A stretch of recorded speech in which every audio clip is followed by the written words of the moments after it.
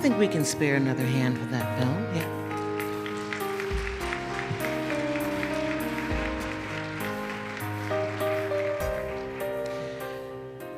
So we're going to give you a chance to engage in conversation with these folks up here, and this is going to be a really important component of what we're doing here, because not only is this summit about what happens from the stage out there, but it's also what happens out there among all of you, and what also happens from out there back up here with our speakers, with our experts, with the folks who have endeavored to bring this work to you. And this is a rare opportunity for them to get that kind of feedback from this kind of an audience about what you're seeing, how you're experiencing it, and how you want to go in action around it. And so that's going to be the bulk of our conversation as we start to surface questions and answers for us to be in a dynamic dialogue. But before we do that, I want to ask Dr. Offit, so I know that you coach a lot of physicians and medical personnel and medical stakeholders around dealing with vaccine hesitancy and vaccine refusal. So, and that's a big component of it too. So what are some of the things that you see coming from healthcare providers who are facing parents and others who are vaccine hesitant or vaccine resistant and refusing? What are some of the things they're seeing? What are some of the challenges that they're facing? And what are some of the tools that you share with them to make them more effective in what they do? Right, so I would say this. I think you didn't have to convince my parents to to vaccinate their children, me and my brother and sister, because they were children of the 20s and 30s. They saw diphtheria as a common killer of teenagers.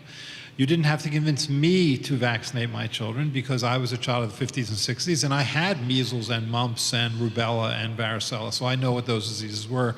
But young parents today not only don't see these diseases, they didn't grow up with these diseases. I mean, for them, vaccination is a matter of faith, and so it's not surprising that there's pushback. You know, we ask citizens in this country to get vaccines in the first few years of life that prevent 14 different diseases, which can mean as many as 26 inoculations during that time. It can mean as many as 5 shots at once to prevent diseases they don't see, using biological fluids they don't understand. I think it's time to re-explain ourselves. I mean, to us who are older, it's obvious that vaccines are critical, but to younger people, it's not. And so I do think we need to step back and re-explain it again.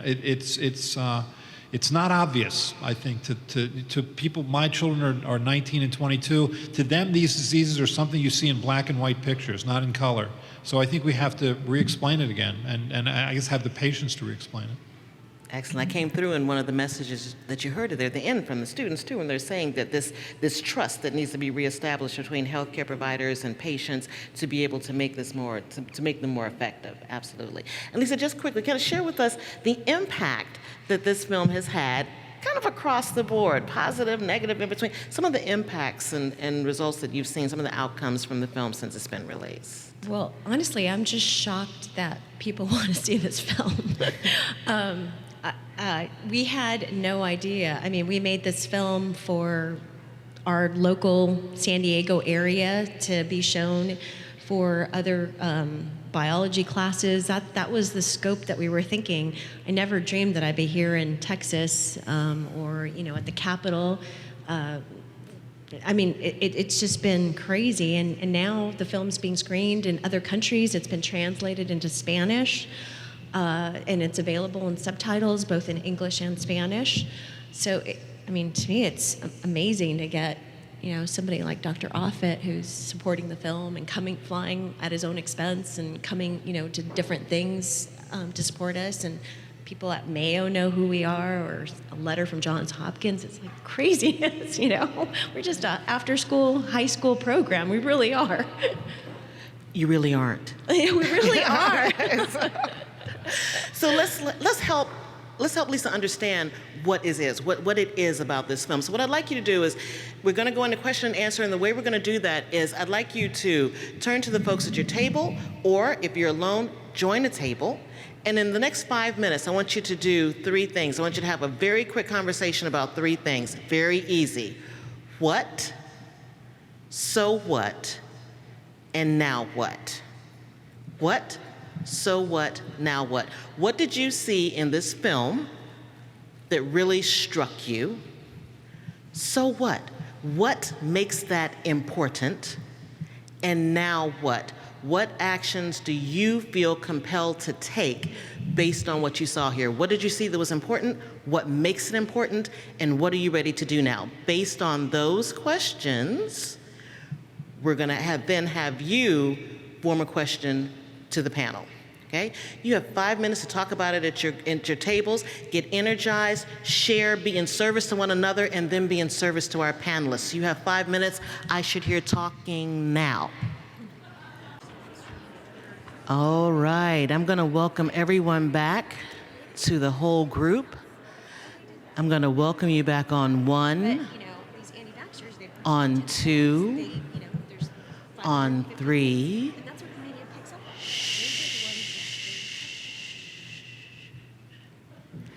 And welcome back. Okay, welcome back.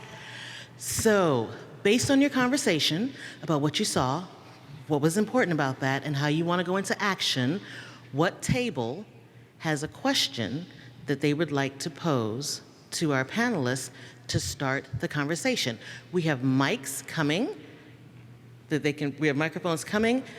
We are recording, so I'm going to ask you to speak directly into the microphone, which will be held by the microphone handler. Let them handle the microphone for you to make sure we get a good recording. We have a hand right here. If you've got a question, go ahead and stand up if you've got a question. Okay, and can I get a mic right here? Okay. And first, no, because we're recording, I'm going to ask you to use the mic, and it's a big room. How do you cure stupid? Dr.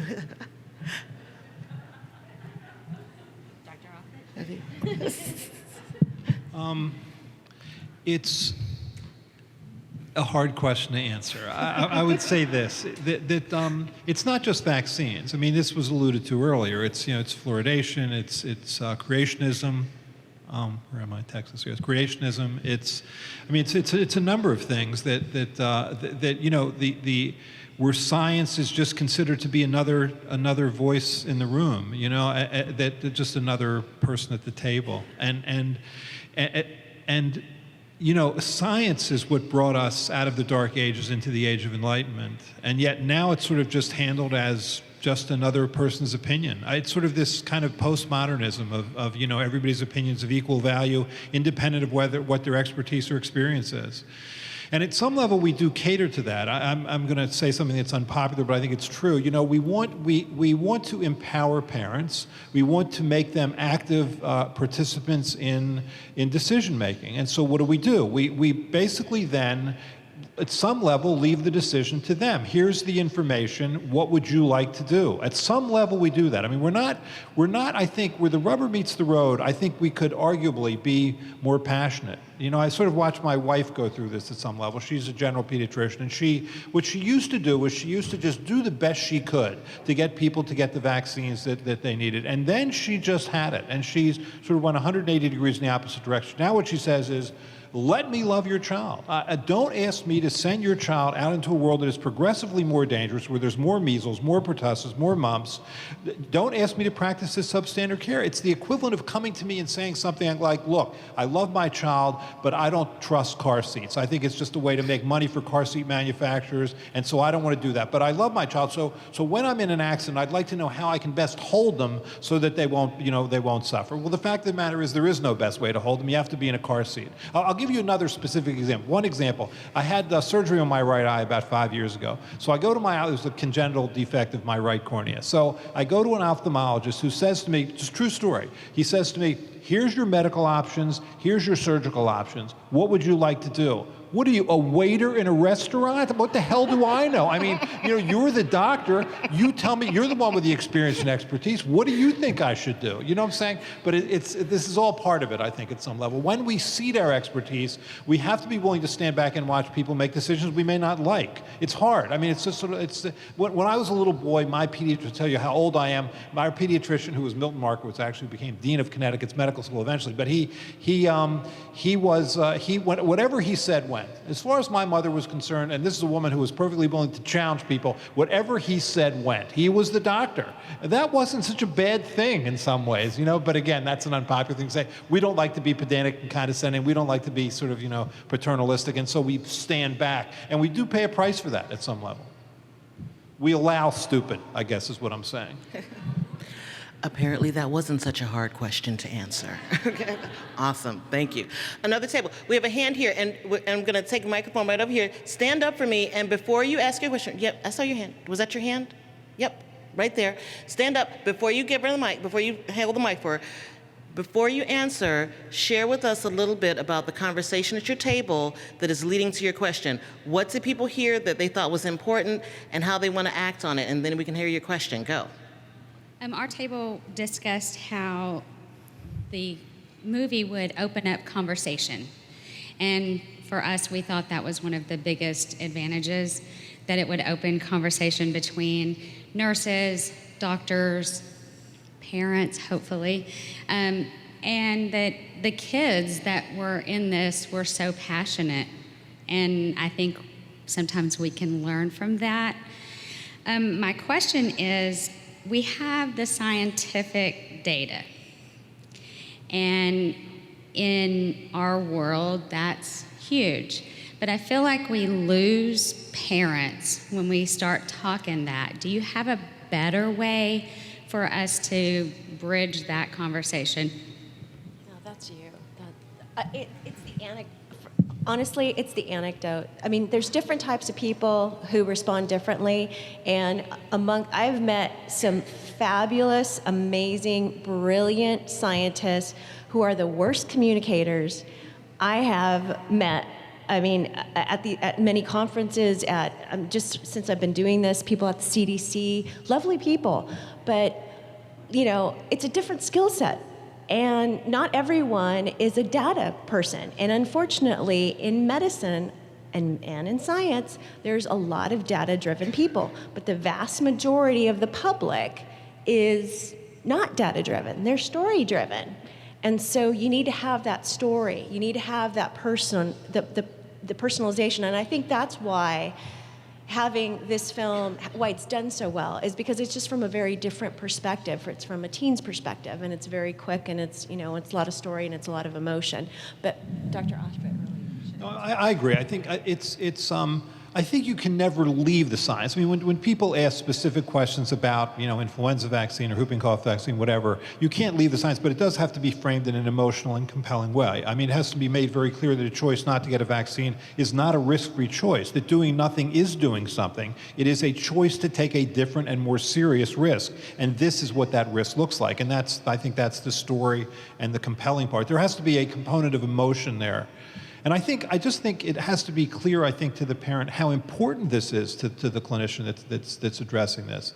This is a big deal. I mean, there are kids, there's not a year that goes by at Children's Hospital of Philadelphia where we don't see a child die of a vaccine-preventable disease. I mean, we just saw a death from pneumococcus in the case where the parent had chosen not to vaccinate their child, and it was a serotype of pneumococcus that was contained in the vaccine. That was a preventable death. I mean, and where was that child taken care of? At our hospital. I mean, at some level, we let those things happen. I just think that before you let that parent and child walk out of the door unvaccinated, there should be a passionate plea, that's associated with that. It's hard. I mean, it's easy for me to say that because I'm not a general pediatrician, but I'm a pediatrician.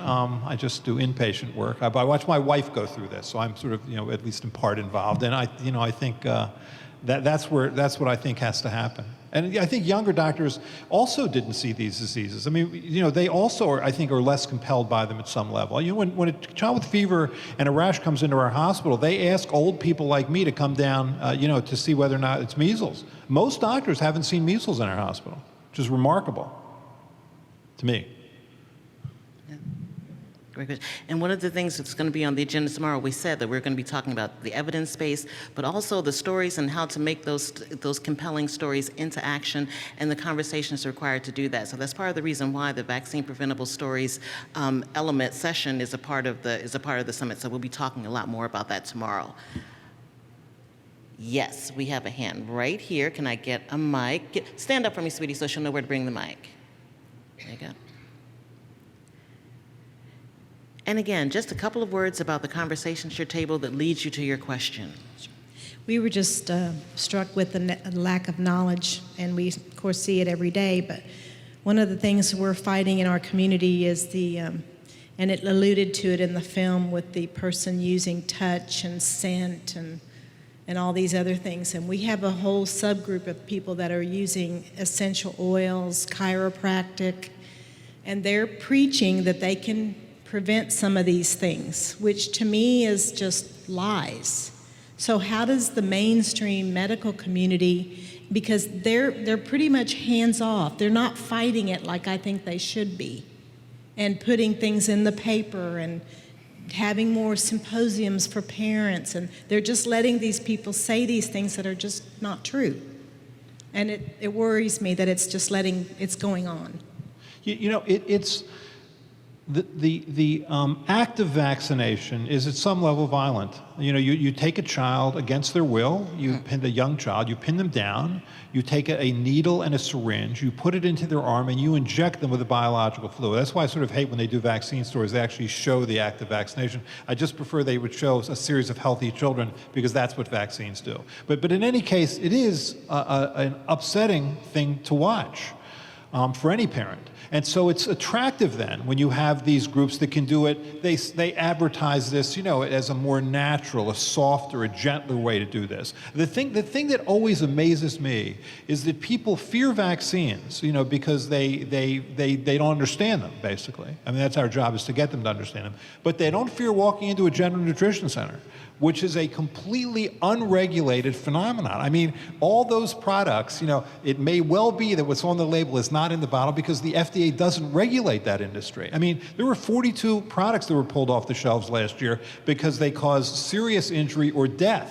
And that's all okay. I mean, people, I think, just assume that these products are all made, by elves and old hippies on flowering meadows, and vaccines are made by some evil industry, where the opposite is the case, I think, just because there's a lot to be said for a regulated industry. I mean, you look at the human papillomavirus vaccine, that was a vaccine that was tested for 7 years and 30,000 people before licensure. It has been the single most tested, I would argue, medical product post-licensure that has been formally tested in more than 1 million children, adolescents and young adults, the HPV vaccine, post-licensure. That's remarkable. I mean, and yet, look at these GNC products, which are supposedly, going to reduce, shrink prostates or lower cholesterol, whatever, all untested. I mean, yet that's okay. But in any case. Well, who doesn't want a product made by elves and aging hippies, huh? Just bring it on. So I want to take one more. Now, are you in the back, from the back third of the room? Excellent, back third of the room. Thank you. Hi, my doctor and I were just talking about, you watch the video and you see the dog and you say, oh, why is it as a society that we care more about giving our dog a board and teleshot so we can board them in the dog hotel and go off on vacation, but we don't want to give our child an MMR shot? When Camille brought up the idea of introducing the film with the dog, I was so scared that people were going to find it insulting to children. I mean, how dare you compare a dog to a child? The exact opposite has happened. I've had people walk up to me and say, oh my God, I've changed my mind. That dog convinced me. And I'm thinking, that is just the weirdest thing. But you know what, I'll take it. Hey, But yeah, and that's what turned this whole thing around and what got the kids interested in the first place in doing the science film. But for some reason, people who, it's more socially acceptable. I think that's part of it, is that vaccines need to be part of the conversation. Most people vaccinate their children. Most people do. There is just a very small percentage of people that don't and actively activate and create this impression that there is a lot of people, and unfortunately very good parents who are here in the middle, start having doubts. But I think that is part of it. You wouldn't think of not vaccinating your animals, your dog. So yeah, I agree with you. Right. So in just a second, I'm going to invite Anna up to close us out here. But as we do, just a couple of things that I want to highlight that came out of the conversation. And when Lisa and Dr. Offit talk about getting more passionate about this, many of the questions that you asked are about how do we use the words, what do we say, how do we combat the stupidity, what are the words that we use, how do we get people to do this? And I want to share a story from the organ donation world, because that is another place where people are dying unnecessarily. It's not that we don't have the organs, it's not that we don't know how to get them from place A to place B, and yet people die waiting on the list all the time. And so I was doing some work with HHS, and one of the things that they do is they do what you do, Dr. Offit. They bring doctors in, they bring in all of these physicians from all the different components of organ donation, and they start to train them around this. And one of the powerful things they do is they put stories in front of them, and they put physicians up there who have become converts to organ donation. And it's not that they didn't believe in organ donation, but it's like Dr. Offit says. He says, I'm not on the front lines of this every day. I know it can be hard. It can be a hard ask to go in at that moment of death, that moment of grief, and in that moment have to be the doctor to say, can we use these organs? So they had a doctor on the stage, and he's talking to about 2,000 other physicians and different organ sources, and he says, so for the longest time, I just wouldn't do it. I just didn't feel like I had the right to step into that moment and make that request.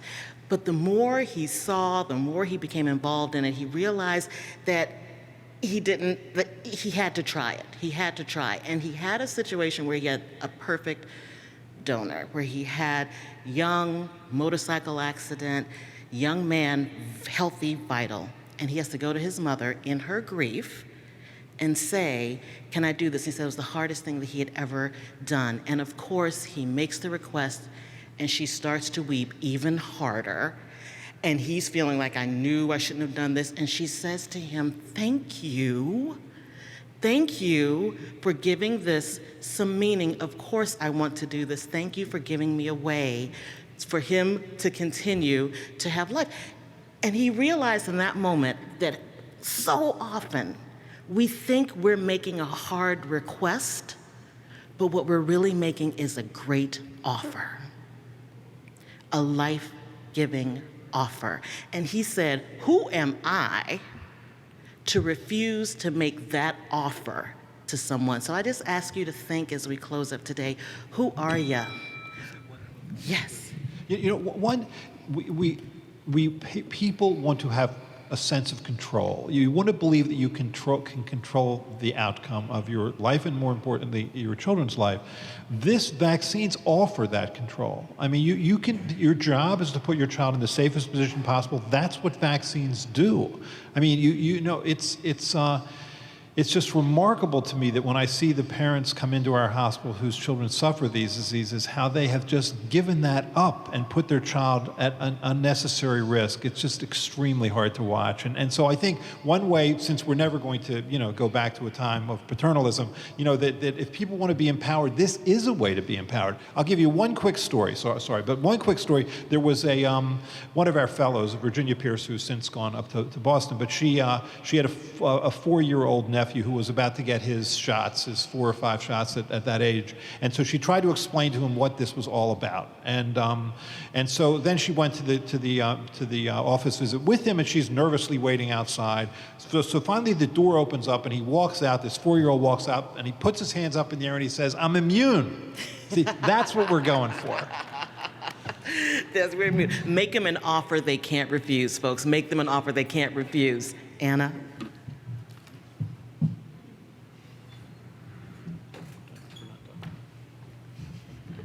Okay, so As we close out tonight and get ready for tomorrow, I ask that you take popcorn back to your room, please. Don't leave it on the tables. Take it along, take it home to your kiddos. We have a very special gift for both Lisa and Dr. Offit. Both of them have been to Texas numerous times, and so we thought it was high time we made them both honorary Texans. So, I am here to bestow upon both of you the Honorary Texan Award. This is presented to each of you, having been captured and captivated by the spirit of Texas, is entitled to the following. You may fondly utilize the terms fixin' and y'all on a daily basis, wear cowboy boots, a hat, and Levi's or Wranglers blue jeans, eat chicken fried steak at least once a week, and it is further understood that in order to maintain the continuing right to in becoming an honorary Texan, the above named person is required to love barbecue, country music, specifically George Strait, and refer to Texas as an independent country each day during the next 12 months.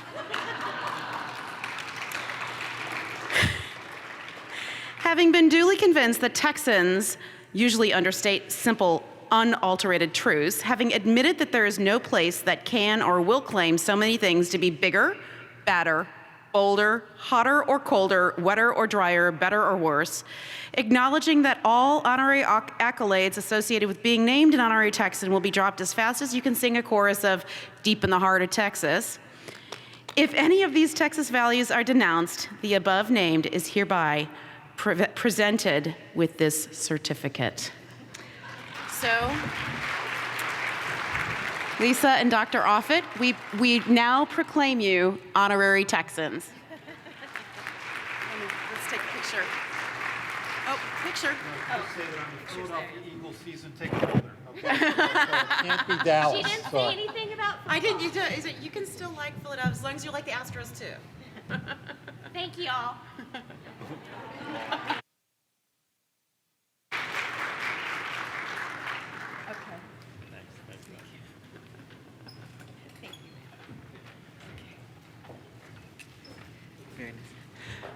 Before a few closing announcements, one more hand for our panel. They were just fabulous tonight. So a few announcements to help you more successfully navigate our next couple of days together.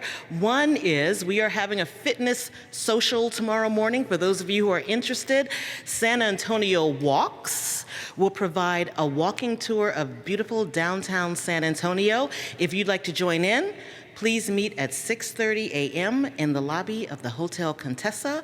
Wear comfortable clothes and shoes and bring water and an umbrella in case of rain. But we know there's only two kinds of weather in San Antonio: perfect and highly unusual. So in the event of highly unusual, please bring your umbrella. If you had a little trouble parking today, don't worry. We have several parking garages within a short distance of here, but you can find out more information about those by visiting the event website. We know you know where it is because you're registered there, but it is www.immunizeusa.org/summit 2014. Tomorrow morning, we will be having opening remarks at 8:30, but come early. We'll have a light breakfast provided for you. Our doors will open at 7:30, and the program will begin promptly at 8:30. And if you are driving home tonight, please be safe, and we look forward to seeing you in the morning. Thank you for your attention, your passion, your commitment tonight. Look forward to seeing you tomorrow.